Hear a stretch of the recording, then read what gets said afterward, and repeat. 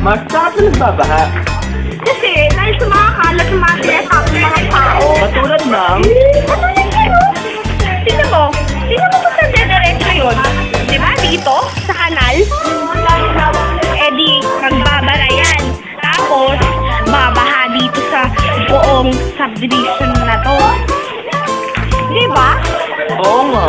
Tingnan mo kung saan dediretso yan. Saan ba? Pasok ka dun, oh. Katulad.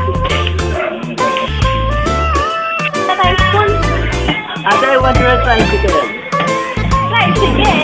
Eh, dun lang yung school natin. Nag-tricycle na lang tayo.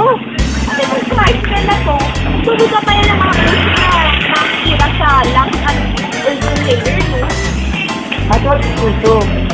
Puso, kasi hindi ko na nandun sa tricycle. Sometimes, madumi.